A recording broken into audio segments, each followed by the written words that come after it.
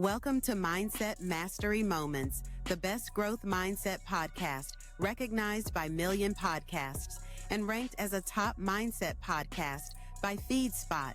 We're proud to be in the top 1% on Listen Notes. Join Dr. Alisa Whyte as we explore powerful insights and strategies to elevate your mindset. Let's dive in.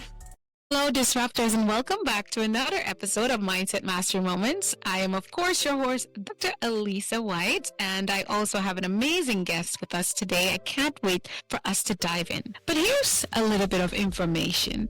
When one thinks of Siddha, one invokes one of many names of Lord Ganesh. I must say Lord Ganesha, a name bestowed on one of those who have attained mastery through practice and skill.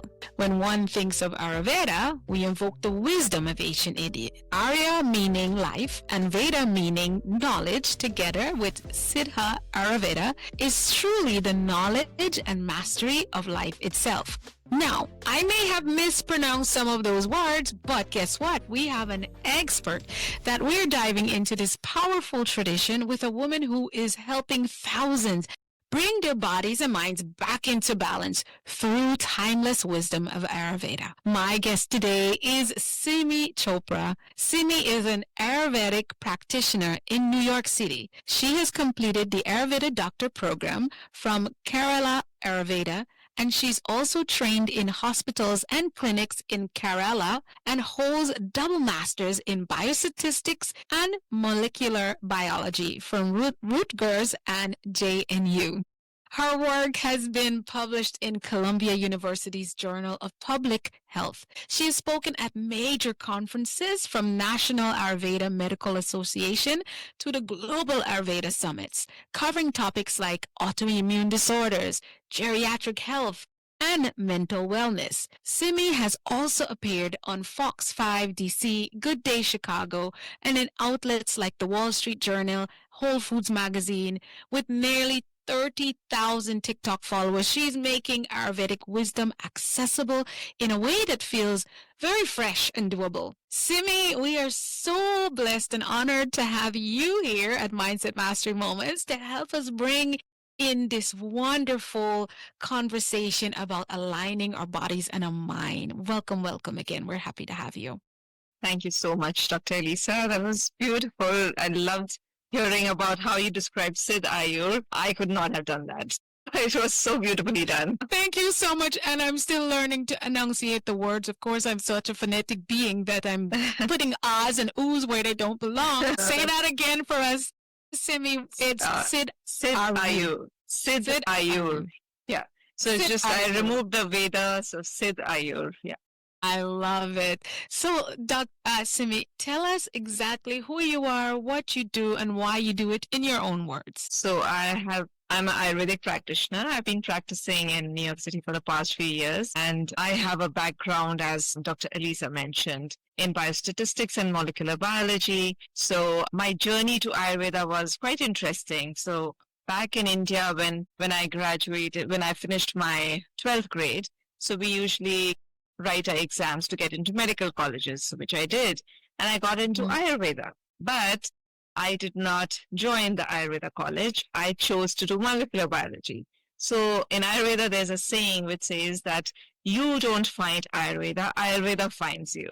And that's so true for me, because that time I did not do my Ayurveda.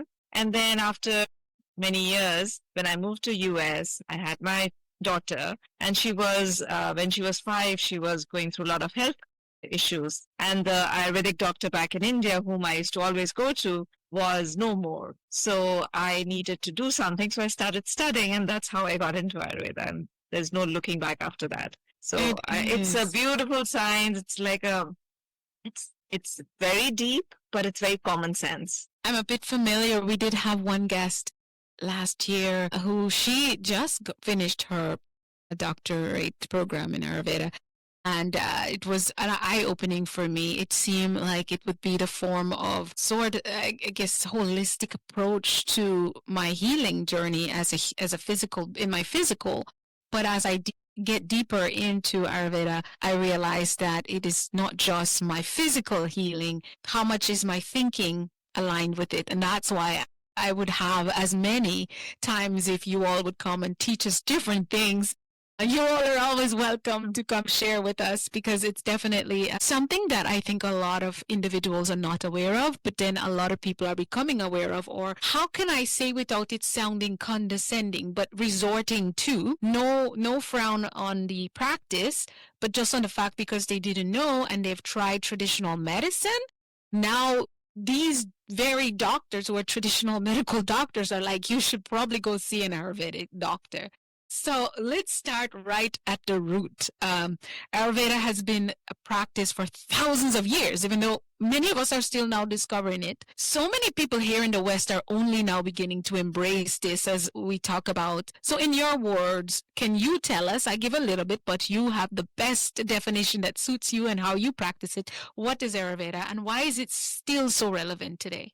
Yeah, actually, it is more relevant today than ever with so many health issues, especially chronic ailments that have started where the traditional medicine has limitations. So, I mean, a traditional medicine has so much more to offer, like, diagnostic tools, surgical things and all. But with the chronic diseases, there's nothing like Ayurveda. So going to define Ayurveda in a sentence is always difficult.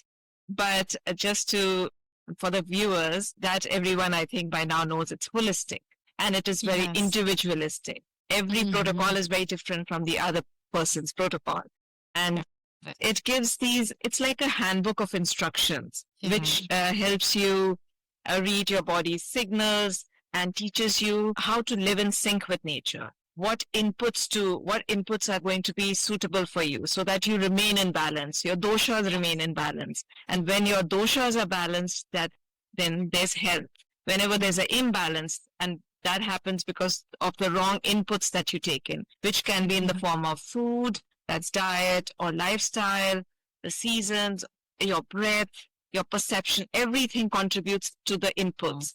Whenever there's an imbalance in the inputs, there's an imbalance in the mind and body. So what we do is we give them the tools, how to be mindful what is getting imbalanced and how to kind of fix it by changing the inputs. Wow, so powerful. I love the connection and the individualization, which as I think of my journey with traditional medicine, one time I've had at the same time a cardiologist, a hematologist, a rheumatologist, my primary care, my gynecologist, and then I had at that same time at one point the IBS specialist, I forget what they call them, and you name it, I had it all at once, and they were all treating me like I was a separate being. And so I was consistently bringing all of it together, doing research to see if the medication they're giving me here can overlap there. And there's only so much you can do as a non-medical practitioner, right? And so for me, it was like, I remember there was some kind of medicine that they gave me that was interacting with the other one. And it should have been discussed because no matter what, you always have to provide. And we're not putting down medical. We're not saying don't go to your medical doctor. Please don't go away saying that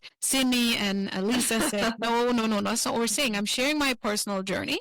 And so I guess they overlooked it and I suffered a very bad reaction, and it was because they didn't pay attention to how those two medications were combating against each other or whatever you call it. So when you say Ayurveda treats you each individual, forget, we all have a very unique thumbprint for a reason. Yeah. Basically the doshas are like our blueprint, thumbprint, whatever you say it. Yes. And we all have different variations of those doshas. Of the 3 doshas that we have, it's just different permutations, combinations, you can say, that we have. Wow. Yeah. And with that being said, with the individualized approach to Ayurvedic medicine, that's how you already I feel relieved just hearing that, because again, I don't feel like a number, a statistic, it's like I was saying to my sister today, she's experiencing a certain thing in her career. And I said, I must say that I can, understand to a degree what you may be going through. She said, honestly, it sounds exactly the same. And I said, except your experience of it might be exactly different. Yeah, of course, totally. And I really like what you said, when the doctors treated you differently, each doctor is teaching you different. And I don't know why they fail. That part I wish the traditional medicine would kind of step it up. We all part of one body. Like if we hurt, if there's some problem in the skin, it's not separate from us. There's blood in the skin. There's in the skin, under the skin, there's blood, there's nerves, there's everything, and it's all linked. So I don't know why they treat it separately. So for us, anything, if there's a problem in the foot, we go back to the gut. Everything does go back to the gut and the mind. And it does. And the mind. And the mind. It's going, because if you don't get the mind, the gut will give you so much information, right? Yeah. Is what I've learned. Totally. And the mind will guide the healing. And the mind has guided the broken systems. Really. Totally. Even if you say, my problem is I overeat. Yeah. That's how you're thinking, right? Exactly. How you're thinking and what kind of stress you're under from my limited knowledge, right? So it always goes back to thinking. This is why we have you all here to come to a podcast and conversations about mindset, to understand that your whole health is related as well to your thinking. Now, you have trained in Kerala. Did I say that correctly? Kerala. Yes. This is actually the birthplace of Ayurvedic medicine, and you've also worked in places like Mount Sinai. My goodness, so heroic to me. Yes. How do you personally bridge ancient wisdom with modern science in your practice? So, more in the practice, I always like to see the diagnosis that they come with, the blood report and all. So I do my own assessment where Ayurveda is concerned, which is the tongue analysis, pulse analysis, and a lot of questions. And just looking at them, we get a huge idea of what's happening. But we also compare the blood reports, the ultrasounds, everything. So that ways we have a complete picture. There's no guesswork. So we can pinpoint there. But for my understanding, I can go deeper because I've done my molecular biology where it makes more sense to me. And I'm not just, a lot of people think it's like a little mumbo jumbo. It isn't, because it's all connected. It's just Ayurveda has a wider scope of it, and the molecular biology goes deep inside, like at a minute level. I can't wait to come see you. I am making the trip to come see you. Please because I will come see you, because that is a must. I want to look at it holistically with some of the things I have going on. Yeah. That'll be great. Yes. So when you come down to the molecular level, how is that enhancing what you practice with Ayurveda? So practice-wise, I'm only doing Ayurveda. It's more for my understanding that I like that molecular biology part of it. Because the practice, I will do it totally according to the Ayurvedic principles, and the herbs, everything is accordingly. Yeah, but it's more for my understanding. And if I give in conferences, when I'm speaking about some particular topic, let's say it's menopause or let's say rheumatoid arthritis. So I will go into both the sciences, where we do the Western, how they see it, their perspective, and Ayurvedic perspective, and how we can make it come together. Together. So let me ask you, because my particular journey is, I was diagnosed with Hashimoto's after a long time. Like I said, I had all these doctors treating me, and they went into, it was like a holistic medical doctor. It was not Ayurvedic for sure. And she did the tests, and she did a lot of gut testing. She tested, and this is finally someone was testing me from a holistic approach, at least. And it brought tears to my eye. I think I still get emotional, because for so many years I was suffering with symptoms. Big one, for us as women, we are looking at our bodies and we're like, I can't seem to lose weight. No matter what I do, I lose a little bit, but I'm still overweight. And it was so much. And then she did gut health. She did send out my bowels and my urine and everything to be tested. And she checked the acidic levels and everything. So she went in and checked all my blood work like it's never been checked before. Look at all my history with all the different doctors I was seeing. And she said that I had high levels of acid in my stomach. It's funny because that was like, for her, somehow in my mind, it's like that gave her sort of like a final say-so on what was going on when she's looking at the blood work. So she went to my stomach is what I'm coming to. What was going on in my gut? Not my stomach, my gut. She looked at all the different things. Why is it that in Ayurvedic medicine, we look at the gut? Yeah. So the way she went through so many tests to get into to finally nail down that there was some problem with your stomach. So it's a beautiful, we don't have to really go into that much detail. We are able to, just by the symptoms, by what's happening, we are able to decipher that is that more acid producing, because for us it's more like pitta happening. There's a more imbalance of pitta. There's some symptoms that we see. So then we know that the acid is coming up or there's too much acid. So just with the questions, and we are able to understand. And for us, the bowel, because it is thousands of years old, the science. That time there were no microscopes, there was no testing. So how did the doctors at that time understand what's happening inside your body? The best was all the waste products, the urine, the stools, the sweat. These told a lot of what was happening. What is the consistency, what is the color, what is the how many times, etc. Just by the smell, I think they were able to nail down what is happening inside your stomach. Inside the body. So it's beautifully. So coming back to why Ayurveda gives so much importance to the gut, because, so let's start from basic, that whatever we are eating food, and that food, when it gets digested, those nutrients go and start nourishing your body, right? Different tissues, it's universal. It's not as if we are saying it and the traditional medicine is saying, no, that's not true. It's both of us are saying the same thing. So your tissues are being made from the nutrients that are coming from the gut, right? Now, if the nutrients are not healthy, or they have some toxins, they're not optimal.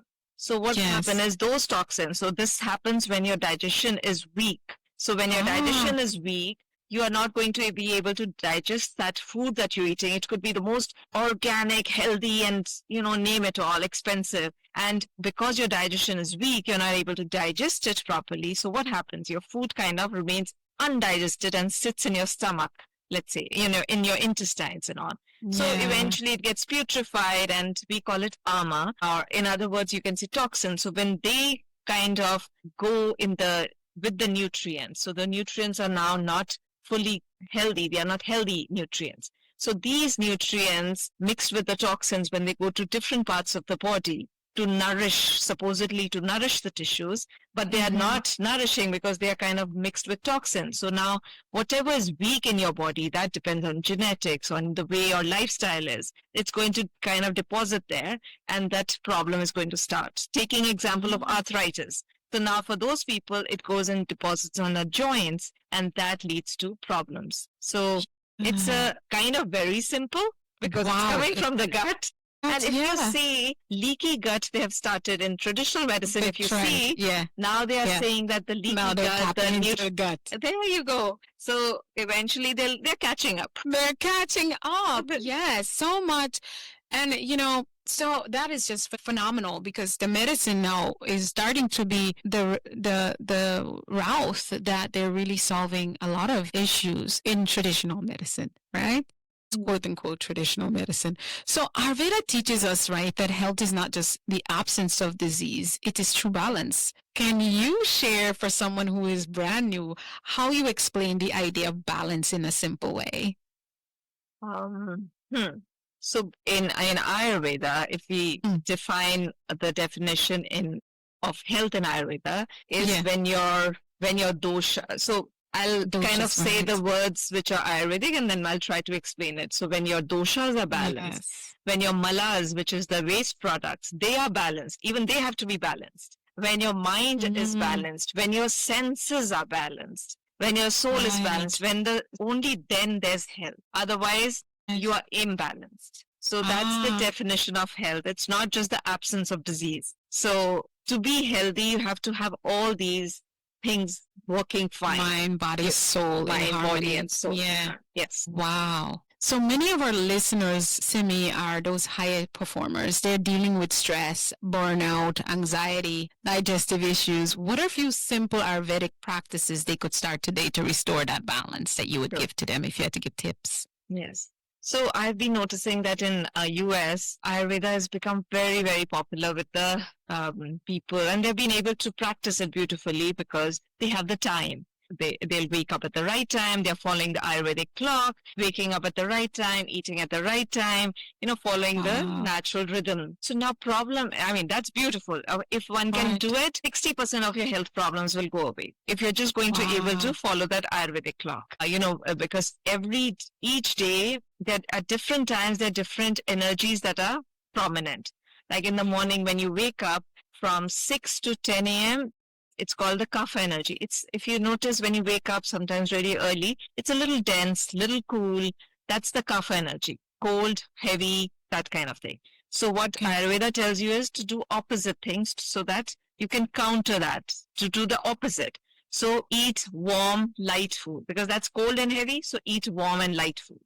And Yes. then go for a run, exercise so that you can cut the, that sliminess, that cold and heavy energy. So that's how we have these, beautiful hourly cycles. Now, Right. problem is for people who are busy, Yes. students, college students, then people working in the corporate world, or anyways, anywhere, people working, they have a Yeah. very tough time. So Yes. how do you tell them to do it? Wake up at the right time, eat your heaviest meal at lunch, and it should be the right thing. It becomes very difficult, Eating Yes. according to your dosha, that is very important so that you don't create any imbalance. So we'll come to that separately. Yes, of course. So what can these people do who do not have the time? Some people have night shifts. How do they work? So for them, I tell for people on the run, add a few things rather than. Actually, I said it wrong. Do not add more things. You have to see what is good for your body so that it doesn't create imbalance. That is one point. Second is add digestive teas. So when you are at work, you are eating at the cafeteria. Try to choose according. A few general principles are: don't eat raw salads. Don't eat smoothies. Avoid cold water. All these small things, if you can do, and then add digestive teas. What if you see, if you have you've gone to Chinese restaurant, they'll always give you that, that tea. So that it's basically throughout you're digesting your food, and you can't gulp down that thing. You sip it. Sip it. So that and those are. You can have a digestive tea. You can just put some cumin seeds, coriander seeds, fennel seeds. Just make a beautiful tea out of it. Very digested. Some ginger powder, dry ginger powder. Yes. So all these things help you digest, and especially with the food that is available in the market. It's, we don't want to go there, the processed food, the contaminated, full of hormones. That's the all one thing I ask people to. First thing I say, just take a break from anything that's in a package or a bottle, a can. But if you do that, it's back, one do. It's one not do. The problem is for people who are on the run. You tell them, they just cannot do it. Because I guess I have a bias being a girl from South America, Caribbean, Guyanese. We pack our own little bags. I came from India. I'm from India. I still eat homemade food majority of the time. Me too, yeah. Especially living in New York City, I have seen we are always going out for dinner. People are going out for dinner or just meetings. You know how people eat they always during have meetings. Food there. So you just cannot. They think I'm puffy, but no, I have my food in my bag. That's how I maintain my weight and my health. Not even my weight, my health is how I maintain it. Yeah. That's great. If you can, that's the best thing. But what I'm talking about is for people who cannot do it. Yeah. Who just cannot. They are in a meeting. Their boss tells them, eat this. But you are with a client and you have to please the client. The client orders pizza. Now you have, you'll refuse pizza. He'll order pasta. You have to eat, how much can you refuse? Exactly. So have the digestive teas that day. So that helps you till it goes through your body. So those few things you can do. And then, of course, try to avoid a few things, like I said, cold water, the smoothies, raw salads. So I would never guess. Yeah, these are the first thing that I tell my clients. Remove these things, and especially if you have if you're a vata, too much of vata in you. Either you are born with more vata or it's become imbalanced. Either ways, for those people especially, it is a no. Especially What raw is salads. Vata again? So these are these three doshas. So in Ayurveda, everything, be it a person's personality, their nature, or their digestive strength, everything, and how their whatever functions in the body, how your digestion is going, how your blood is moving, how your bones and muscles, everything, whatever is happening in your body is governed by these three, you can say principles, or you can say energies, whatever you want Energies. to name, I love name it anything. energies. You can name it anything, Yeah, because some people get like, attached to energies. They think, woohoo! Yeah, so some people find that energy is like some mumbo jumbo. So say it's a principle. It is actually a principle. It's the which guides all the functions. So one is like a heating principle, that it's the transfer. It anything that happens in the body which is transforming, like your digestion, hormones, that is governed by this heating energy. Then there's this which is the heavy energy, cooling energy, which all your mucus lining. It maintains the healthy mucus lining. Now, when it gets imbalanced, it creates too much mucus. So that's how we see it. That means, okay, so your foods should be such for those people that they don't create more mucus. So that is going to be, one has to eat kapha balancing food. So you'll have to cut down on like cheese, then maybe banana, all those things. Right. I know. For me, I didn't know this, but I naturally was looking at different foods that did that for me. I got mucousy. I wake up with my nose congested. I'm coughing. I don't have a cold, but there's phlegm. So that's basically you want to cut down on those kind of foods which will aggravate your kapha.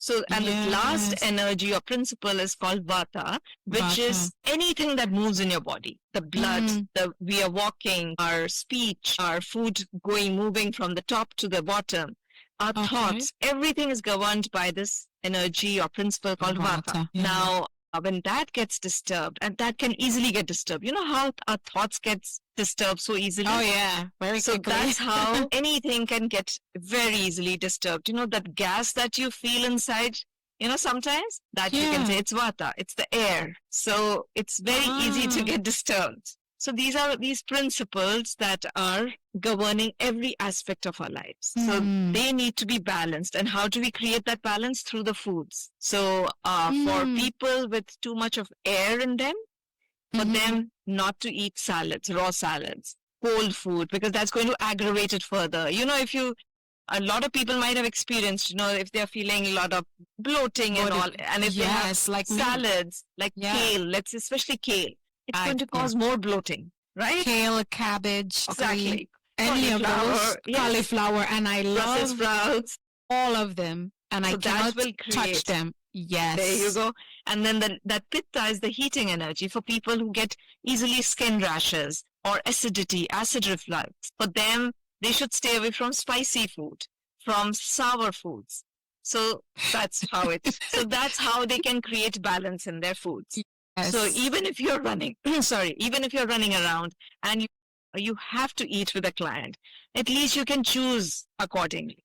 Yes. So it would be worth having a consultation with an Ayurvedic doctor, even though you may be in a treatment program, so you can understand these principles and how your body, because it's a natural. You're somewhere in between if you're alive, basically. You can call them anything you want, but this is 3 ways in how your body, mind, and soul can create harmony, or how you can end up outside of harmonic functioning for yourself. Yes. And I just wanted to add one more thing. So there are mind blown. There are a lot of websites which will give you quiz. You can take a quiz and find out your doshas. So I discourage that. The reason why is because I've seen so many clients who will come up that, I am a kapha vata or something like that. And they're eating exactly the opposite the foods, which they are not supposed to, because they get confused. Yeah. So it's best to go to an Ayurvedic practitioner, at least for the first time. Once they explain it, then you are on your own. That's why there's no like a diet. We'll give them like a sheet of like, okay, morning you eat that, there's this 10 grams of this, 5 grams of that. No, We tell you what is good, what to avoid so that there's no imbalance created. That's all we'd say. So my goodness, I'm guessing there's some things I knew because I've seen how my body react and I avoid. And it's been with them, made me having the Hashimoto's disease, and I'm fine, I'm open. It's been sad for me because I've lost so many vegetables, but I'm like, okay, I can sit here and moan about all the ones I seem to have lost, but I'm looking at what I do have, but I'm not sure. And that's why I need to see you, because we can really work on that. And I suffer with massive amount TMI. I would want to add something to that. Yes, go So ahead. when you said that we have to avoid eating, so now you can't eat a lot of vegetables. So yes, you should avoid it, but there are ways how you can make them so that you can digest them. So just the spices, spices are in Indian cooking. You've seen we use so much spices. Tell me about it. I use them all. I was raised that way. I thought everybody was cooking that way. Exactly. Like let's just taking spinach for example. Spinach is heating. So now we can add coriander seeds when we cook. And I used to always wonder why my mom makes spinach with coriander seeds. So I just followed the recipe, but now it makes sense because coriander is cooling and spinach is heating. Just heating. Then when we cook pumpkin, now pumpkin is hard to digest.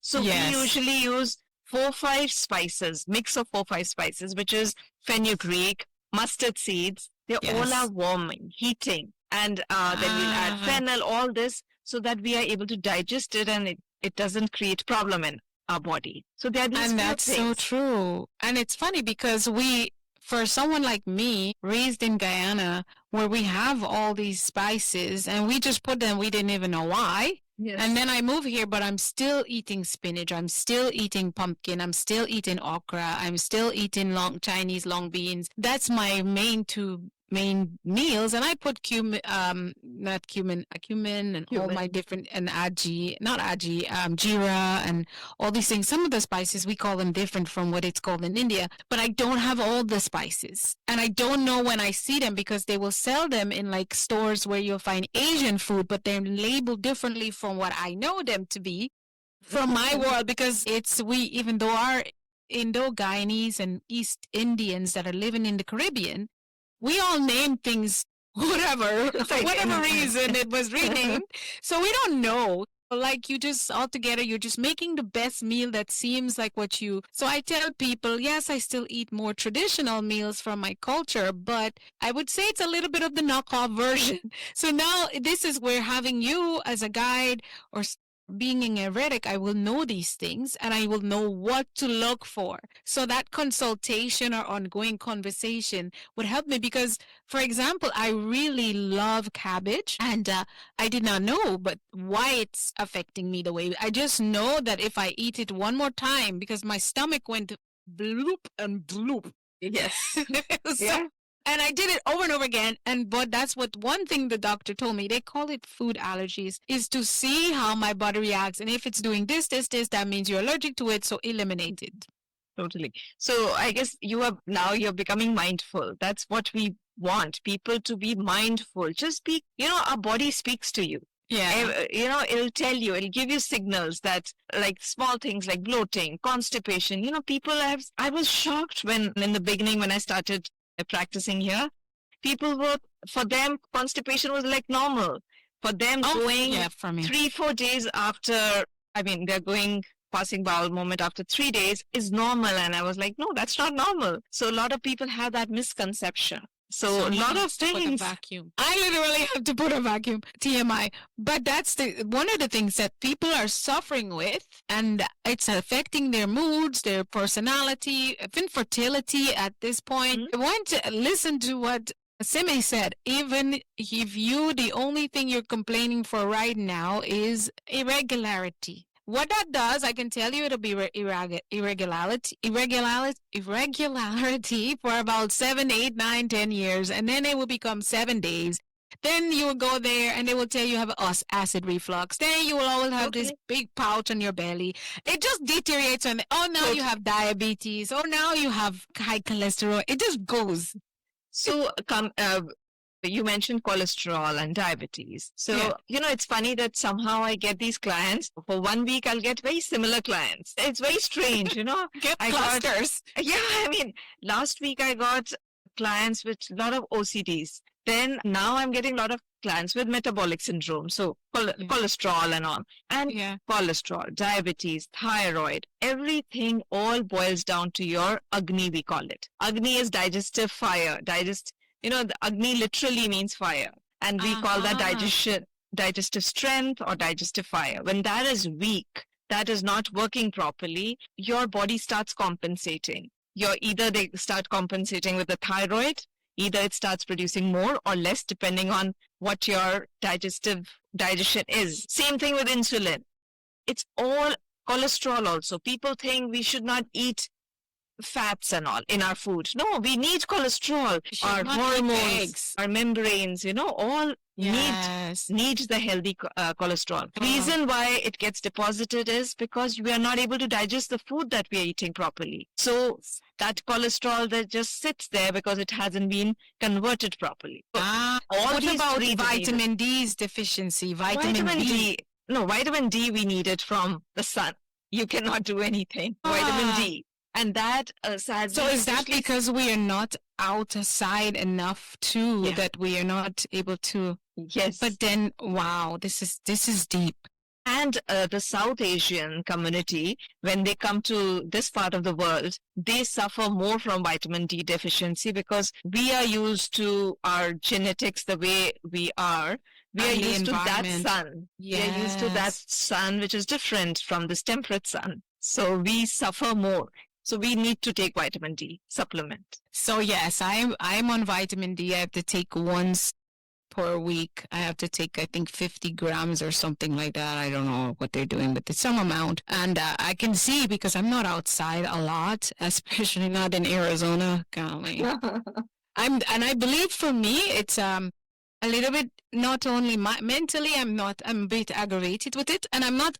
Honestly, if I go outside, I'm fine. Like, if you're visiting, it's going to freak you out, the heat. Yeah. I'm fine, but my body is not fine because I will go out there and stand in the shade and think it's okay. I'm like, I don't know why people complain, but then I would get sick after. I have cramps and all these things because of the climate, the air around, right? You just spoke about that on like Vata. Oh my gosh, This is crazy because the air is dry, it's crisp, it's hot, but I only know that I was suffering after, but the sun I'm used to is tropical. It comes with breeze. It's very different. And all this we don't think of. And I wonder sometimes if that's why mentally, even though I enjoy and I like where I live, I am longing to be somewhere else. And when you are somewhere else where that environment that feels like where I came from, because let's face it, all my ancestry is from the Caribbean, given, I guess it goes back, I am second generation Guyanese, but my family came from the Caribbean and they could come from anywhere between India or Africa. Maybe you're Indian.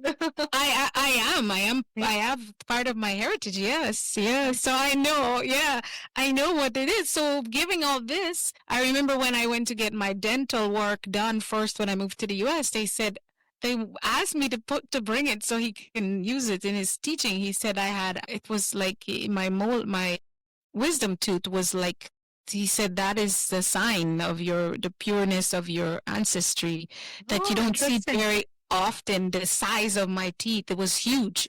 It was twisting all my teeth. And so he took it and put it and I went to some museum or whatever.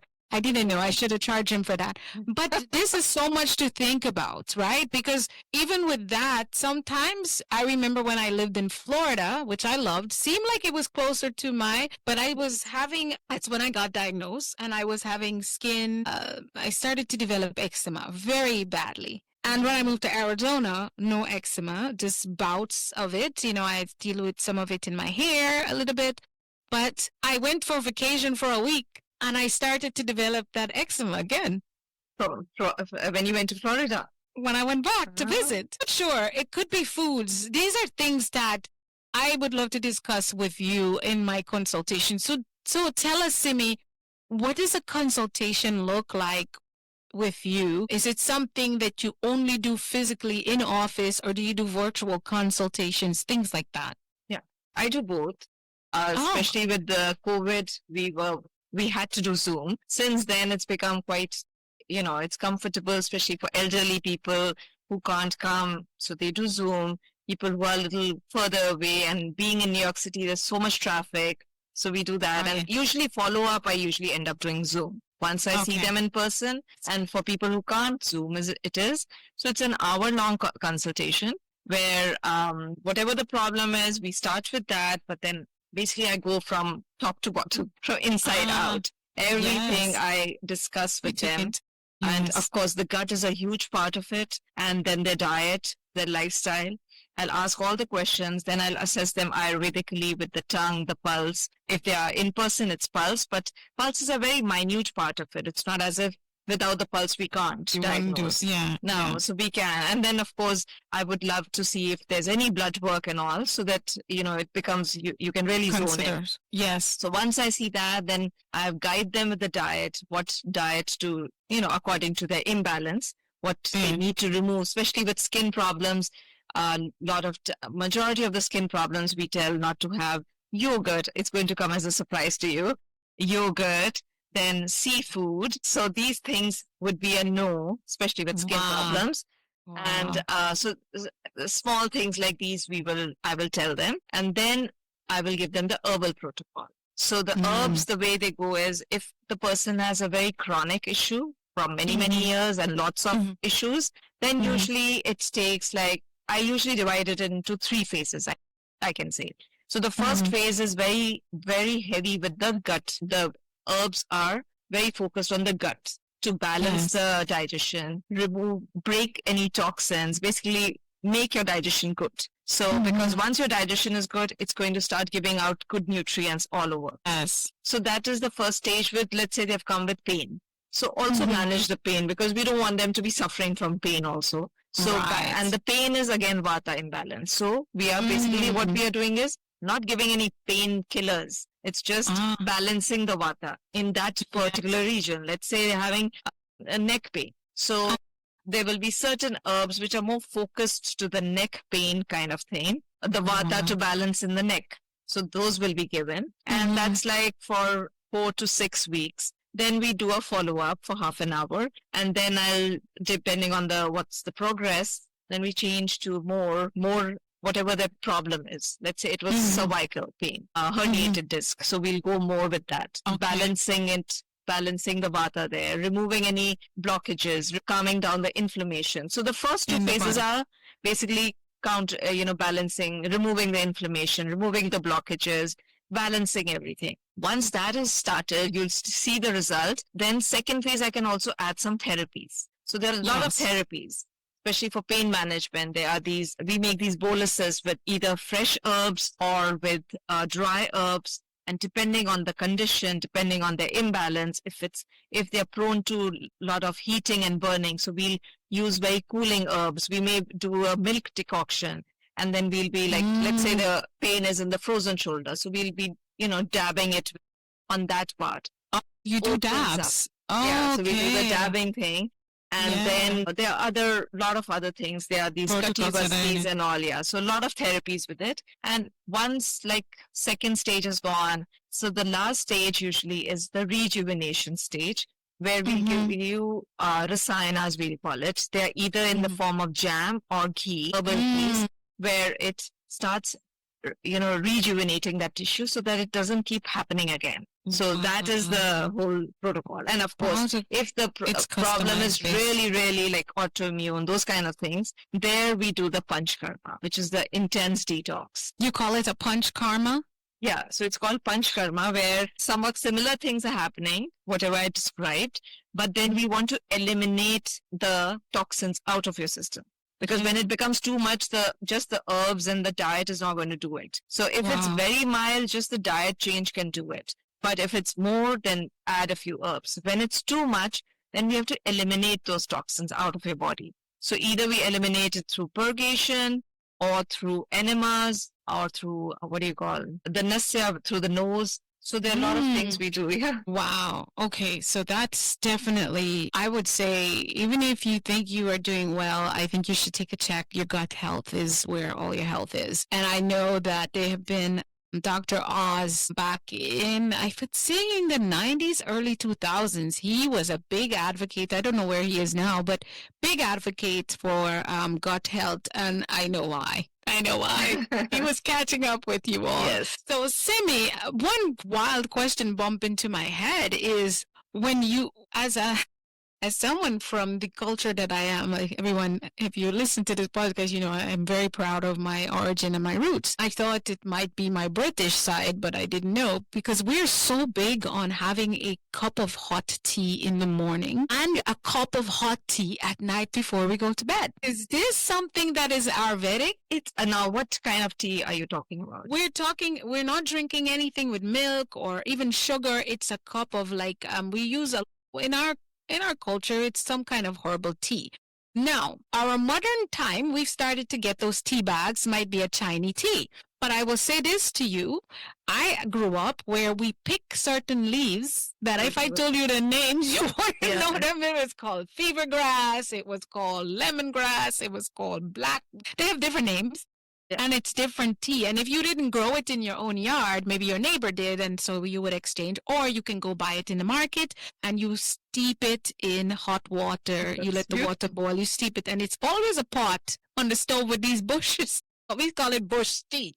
For those who are listening from Guyana are going to be cracking up. We call it bush tea. And you just pour and you drink. And if you want, some people put a little bit of sugar or honey, and some people just drink it like that. If you are sick, if you didn't like a certain kind, usually they give you the most bitter one when you're ill, if you have a fever or something. They would even boil these herbs and cut barks of the tree. When you have a fever or you have the flu, they would boil it and soak you in a bath. Beautiful. So basically what you are describing is very much similar to Ayurveda, but now what's happened is because we used to do similar, boil barks and all. Now they've really come a long way. They started making a decoction, putting it in a bottle. Now they have done further. They started making tablets. So it's become very easy to follow Ayurveda now. So we are doing whatever you're saying exactly. That's how we used to do it. Even now, for a lot of things, we still need to do it. For certain herbs which are more intense cases. Yes, exactly.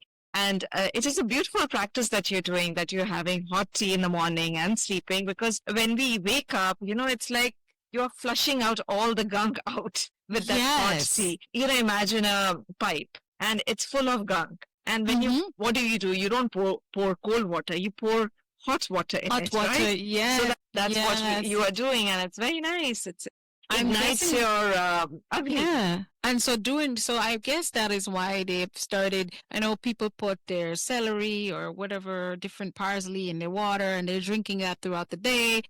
But I think I understand why. And so I find that a lot of people who live in the USA, that was not part of their upbringing at all with the teas. They don't even know. As a matter of fact, they believe the best thing to have in the morning is a glass of orange juice. Yes. And the amount of, you have to be in New York City to see them. Yoga teachers, they are running around with this big a glass of smoothies, green smoothie. It's like healthy drink. Everyone is fascinated with it. And about that. Initially, you'll get that energy because, it is going to give you that energy. But in the long term, if we go with the Ayurvedic terms, your vata will aggravate, which leads to degeneration. And loads of people have that problem. So, but if we go scientifically, because everyone wants to know the science. So there's research being done, and there's a lot of scientists who have said there are some studies where there's Rachel, I'm forgetting her last name. She's a big proponent of this. That Rachel Ray? No, not it starts with C something. No, she's a scientist. So, so she has been promoting this and has done written research papers on it. That we are not supposed to eat raw foods. See, that is one of the biggest craze, and I try to eat as much things that I can eat raw. And let me give you two reasons. One is, all the leafy vegetables, it has a cell wall, and we do not have. That is true. Yeah, and we do not have cellulase. I know what it looks like when you said it. We do not have the cellulase, the enzyme to digest it. So how do you digest it? When it goes to your large intestine, your bacteria starts fermenting it. When it ferments it, it produces gases. And that gas becomes like that bloating and that problem. Discomfort. And the fermented byproducts also become problem. And then the gut health, the gut bacteria, it becomes imbalanced. Because when you're eating too much, the bad bacteria starts becoming more than the good bacteria, which has become such a huge problem in these days. So that is one reason. And the second reason is, if we go back millions of years back, when we were in the jungles, when we were eating, with that time they were eating raw foods, and if you see, our brain size was this much and we had a huge stomach. Because Yep. So we were able to digest all that food, that baked food. Then as the fire was discovered, we started cooking food, and our cognition became more, and our brain needs a lot of energy. And so we did not want most of our energy going into, digesting that raw food. Yes. We wanted quickly to go to the brain. So when we have the fire, why aren't we using it to cook the food? Right. That makes sense, because I always say, in my culture, we call it, we stew it down. Stew it down, because what we do, we cook everything, and we heat, and we put a little bit of olive oil or oil. And I mean, then it was just whatever oil. I didn't know. We just put oil, just a little bit, and we stir fry our chutney. We call it chutney. We call it chutney too. Right? And we chutney our spices and stuff and get all that fragrant. And then we put our chicken. Our chicken is already marinated. And then we put our vegetables and we stew it down, right? Now, for a lot of, if you're from East India, I know you guys don't cook a lot of meat like that. If you do, maybe separate, not inside the food, the other part of us. But what I learned is that we cook it and we say, oh yeah, Guyanese will overcook. When I saw them talking about eating raw food, I'm like, that's not going to happen in my culture. And it took so many years for me to be comfortable with a salad. And now I'm like, I got so comfortable with it. I enjoy it. I love it. I love raw spinach. And you're telling me I'm doing this. I know for me, it's probably costing me. So I love it, but it doesn't, I don't know what happens. And people's like, eat more raw leafy vegetables. No, I cook my spinach.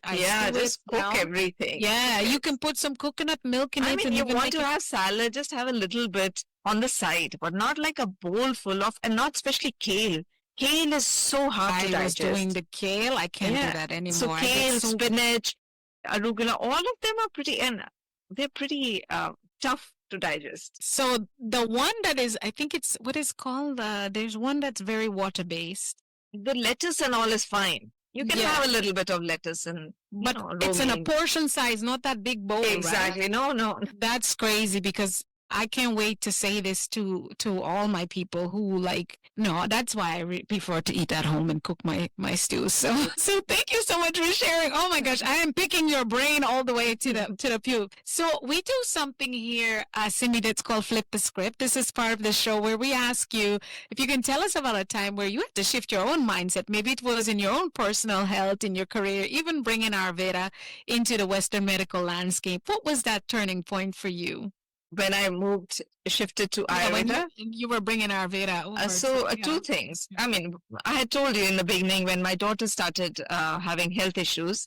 So she, as a 5-year-old, she started losing a lot of hair. And so the doctors, everyone said that it's genetic. They did all the tests and all, but basically found out that it was insulin resistant, which led to PCOS later in her life, and very, very severe one. So that caused me to move there.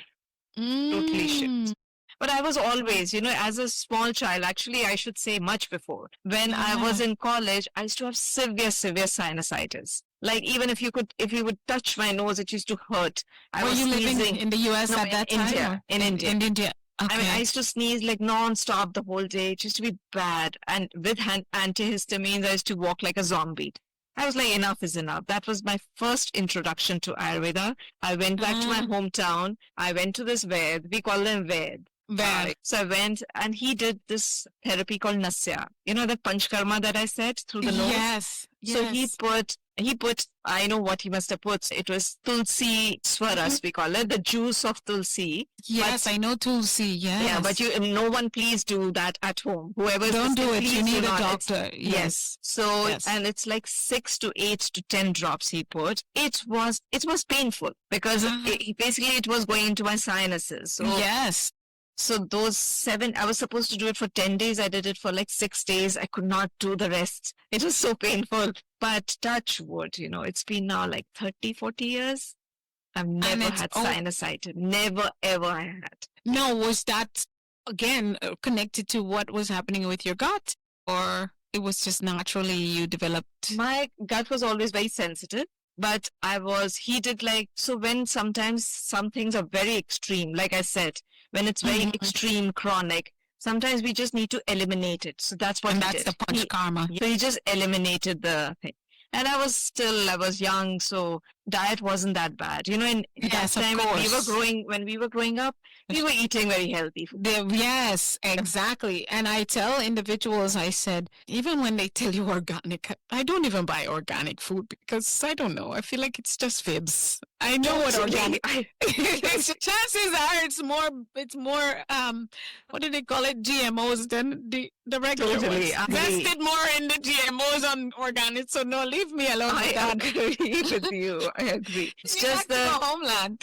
Just the bottom line is keep your digestion strong, keep your agni strong. So keep your fire going, keep your fire burning. You can say yes, that's the main thing. When we say so when a lot of people they keep complaining that they're lactose intolerant or they can't digest gluten. So yes, these days everything has become very processed, but we still need to live, right? The problem is it's not that you're allergic to it. It's just that you cannot digest it because your digestive power has become weak. When that becomes strong, you'll be able to digest all those things. Yes, you should still limit it because of the problems they have. They're too much inflammation causing. But at least, whenever you do, it's not going to create that allergic reaction. Exactly. I believe I have done that because I cannot eat. I'm not a person who can eat just chocolate and ice cream or anything dairy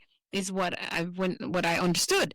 But believe it, after so many years of me not using it and getting my stomach in a more regulated pattern, I'm pretty sure there's still a lot more work to do. I can actually enjoy maybe a scoop or a little bit less than a scoop of ice cream and just savor the flavor because I try not to do way too much sugar, in my life, but I just enjoy it. I say the problem is we eat like this, but when I'm eating, what I've done, that was one of the first health practices to slow down and enjoy the smell. Because if you smell more, you remember they had this thing you used to be able to sprinkle on your food, supposedly. Yes. It stopped you from smelling, so you stop. I don't know. That thing is, a lot of people lost their sense of smell. But for me, it's when I have, because we cook with very fragrant spices. And I tell people I don't buy all these spices they have. I make a marinade with scallion, celery, onions, and all of that. And I put my cumin in there, and I put sweet peppers, and I make this whole blend that is just my own, I'm pretty sure. And then I put it on, I marinate it, and then I have it chopped, and I add it to my vegetables when I'm cooking. And all the scents are you'll have to now feed me that food. It sounds very tasty. So good. And then I put peppers. I put a little bit of habanero pepper in there, so I can just burn myself a little bit. But it's so just enjoying the flavor and the smells. And I'm eating this much, this is my portion between my protein and my vegetable. And that is my lunch meal, You're doing the best thing. And you're basically eating with all your senses alive. And yes. That's we forget how important our sense organs are. So I've been doing a series on Insta and YouTube. I've been making videos on that how if we are not able to calm our mind, if we can't meditate because we're so distraught, and as we age so much, we start having memory problems. So if to prevent all that, start taking care of your sense organs. And there's these daily therapies that one can do in Ayurveda. Such easy, small, like 1 minute. Just doing those therapies, and it involves a lot of oil. You are going to strengthen your these sense organs, and once they are strengthened, all the signals that go to the mind, they are going to be optimal. There won't be any blockages. So that all those memory centers and all are going to be alive. So, I love it. So basically, we have to take care of our. I was just telling my friend. He said that today I took my car to a spa. So I was like, that's the issue. We take so much care of our cars, but when it comes to our body, we'll be like, oh, get it. Yes. We do that oil change. We need that oil to run we need oil inside. We need to nourish our senses with oil, with our skin, which is that's one sense organ. We need to oil it. Just using sesame oil, coconut oil, mustard oil, just at home, depending on your constitution. If you are have more of burning issues, use coconut oil. If you have a lot of, cold and dry, use sesame oil. So all these small things, if one can do, it really changes. It can change your life. And that is why I would absolutely advocate for everyone. And if you're listening to us and you're in one of the eastern parts of the world where Ayurveda is in part of your community by natural, there's no excuse. Don't just focus on all this modern evolution, because one thing I've learned, Simmi, I believe, is that while we have all the skyscrapers and the advancements in technology, our brains have created such beautiful things and conveniences, right? Our bodies and our organs have evolved some, but not very much different from our ancestors, right? It still needs all the things in the most purest form as our ancestors. True. In fact, when people come to me and say, what diet to follow? I tell them, follow the diet your parents were taking, your grandparents were taking. Not, what we are doing is... Because that was my next question. So what we are doing is, I'm from India. Morning I'll have Mexican food. Evening I'll have Japanese. Tomorrow I'll have Italian. My system is all confused. What did I grow up as? Having Indian food. So my body is used to that. So that's the most comfortable food that is going to be beneficial for me. It's in your DNA. Exactly. We just learned, we had a guest before that, and she mentioned it a few months ago. It seems like yesterday. She said we're now research is showing we have about 4 generations that are with us in our current DNA. I think it's science. It's research based, because I looked it up other place. So imagine you going against, because that was my conflict as I reverse. Let me tell you, Simmi, and everyone knows, this is right about this month is my 1-year anniversary of maintaining my body weight at 123 pounds, right? But I was 215 pounds 6 years ago, and over time, I brought my body down. And then when I really reset, right, it was in 2023, I had all the pills at my desk. I looked at it. I'm like, I'm not taking this. I'm not taking diabetes. I'm not taking cholesterol. I'm not taking blood pressure. It's not going to happen. That's not going to be my life. This will not be my life. And this is when all the changes. And I said it on the podcast about 1.5 years ago. I said, the question I had for myself is, when you were younger and you maintained your weight, what were you eating and how were you eating and when were you eating? Exactly that Ayurvedic clock that I've said. When, what is so important. And that is my trick. And I only eliminate things that seem to be causing me inflammation. And I don't eliminate it. I reduce it for long periods of time, and then I savor an enjoyment with it. And I'm like, and I'm looking like, well, if I got cramp, I'm going to get cramp today because I'm eating cabbage. Now I can talk to you when I have my consultation. I'm like, okay, you probably want to eat your cabbage, but you can add these spices to keep it to whatever I'm dealing with, which is my vata or whatever. Now, you see, I'm getting better. I'm a fast learner, so you won't have any problems with me. But I'm looking at that and look at my skin. People are like, you're aging backwards. My skin is clean. My body weight is to when I was in my teens, and I'm still very healthy. I have muscular tone, of course, because I do work out. I lift a little bit of weights, but I don't do anything crazy. I work out 30 minutes a day, 45 max. I do my stretches, yoga. And And all in that time, I lift weights, I train particular muscles, I do yoga or stretches, and that's it. And I go on. I do fast. My breakfast starts later, but I can wake up in the morning and have a cup of water with turmeric and lemon, and it doesn't break my fast, but it does open up my space, which I didn't know was a part of me, or I can drink my Chinese green tea or whatever it is I want. But these things I was just innately drawn to, because I'm like, where were you when you were your healthiest? What did life look like for you? I didn't have an elevator. I didn't drive. I get to the city and I walk, or maybe if I needed extra, if I had to carry load, I get a taxi. But for everything else, I walked. We walked from one store to the next, and we had bags, and I was so fit. So I asked myself, and that's what I share with people. And I love that you said it. So those who are listening to us, maybe you were in poverty and you were just eating one bowl of cereal a day. Maybe that's not the diet you're going to go back to, but you can talk to your family, Mom, when you were growing up, what did it look like for you? And if you don't know, that's why you have Simmi. You don't know. That's why you have Simmi. Because I think in my culture too, like being Native American, they didn't allow Native Americans to buy alcohol. If you sold it to a Native American, you can be arrested. Why? Because the genetics and everything with us, we couldn't just say, I am Asian, oh, I am white, oh, I am black. When you go to the doctors, they ask you about your genetic makeup. So you knew, that's why we were raised to know, oh yeah, your grandmother is Native American on this side. Your grandfather on that side is Indo-Guyanese, which means his ancestry is from India. And this part is Afro-Guyanese.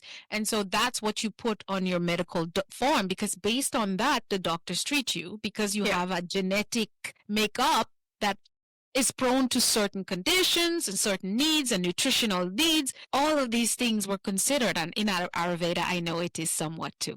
Tell me, right? Yeah, totally. We have to consider the whole thing. We consider where the person is originally from, where he's residing now, because that changes. Like, as you mentioned yourself, that in Florida, you have some problems. Here, you don't. There are clients, the same thing happens when they move. Their skin kind of or something flares up. So that we have to see the overall everything. Their parents, any health issues, all those factors are also considered in Ayurveda.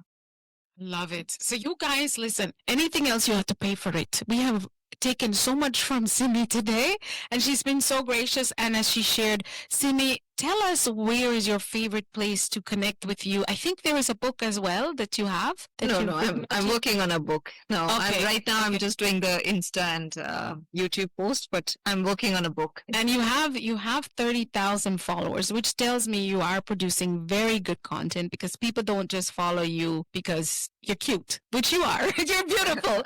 But add to that, you're giving value. So where do we connect with you to tap in and be a part of your community? Sure. So my website is siddhayur.com, and all my social media is also Siddhayur. So YouTube. So in YouTube, I do more like 5 to 6 minutes more. It's more, elaborate, which is, I think, a person who's really wanting to know, I think they should go to the YouTube channel. So that's around 16,000. Followers too, so that's that is awesome. Congratulations. YouTube is tough. YouTube is tough, and I had started in 2018. I did one video, and then I got busy in my life. Then only recently, like 6 months back, I started, and touch wood, it's going well. Because you're doing great content. YouTube is a hard nut to crack. I just hit 11,000, and I'm so overjoyed. But I only started working on it about 2 months ago. Yeah, and then Insta's again at Siddhayur. That is also a tough one, Insta. Yes, very, very talented. I admit to any of the meta platforms, I'm good. I will be over on YouTube. You guys are going to find me on YouTube, because I find Instagram, YouTube, and TikTok is much friendlier. So my team handled Insta and Facebook. Insta, a lot of issues. It has to be 90 seconds and so much. How much information can you give in 90 seconds, which is useful, condensed in one thing, and I don't know, whatever people understand from it.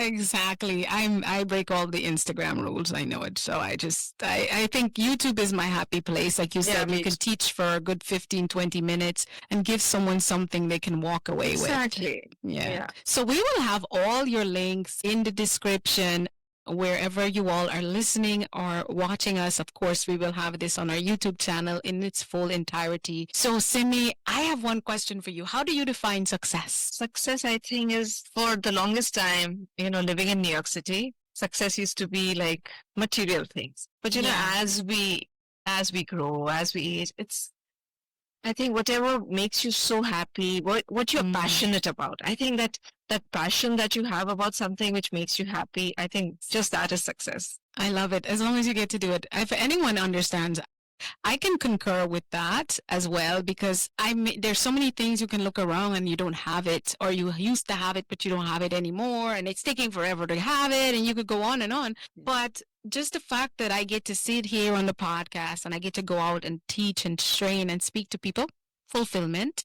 So much fulfillment. I mean, we all go through so many ups and downs. I can't say only I have gone through so much. Yes. But the last few years have been very tough, but Ayurveda has kept me sane. Yes. I mean, just going deeper into it, because it's an ocean of knowledge. So Yes. I think I've not even scratched the surface. So I keep going back to India to learn from different Ayurvedic doctors, different hospitals. I still go. I do that because Yes. you learn so much from You're them. learning into it. Yeah. Well, we would love to have you back on the show again and share even more with us. And when you're finished with your book, of course, you're welcome to come back. It's home now for you to keep spreading the knowledge and wisdom of Ayurveda. I think what I will do is bring together have an episode with you and one of my other guests. And between the two of you, we can just delve in and hear your different stories. So we will plan that. So Simmi, thank you so much for joining me today and sharing so much wisdom in Ayurveda. It reminds us that health isn't just physical. It is the balance of body, mind, and soul. Absolutely. To our listeners, remember, health is harmony. Harmony is mastery. Yes, you can connect with Simmi at all the links wherever you're looking and watching this. Again, from myself and Simmi, we're saying thank you so much. Simmi? Thank you. Thank you so much for having me. I love chatting on my favorite subject. So it was just a beautiful conversation. Right now it's 10:40 here, and I didn't even realize it was flowing so beautifully. Yes, and she is lit up. I know she was having a long day already, but she looks like she just got up. But she probably already had her tea for the night. I know I have mine before I go to bed. So disruptors, keep mastering your mindset. Think, speak, do become, and we will see you on the next one. Bye now.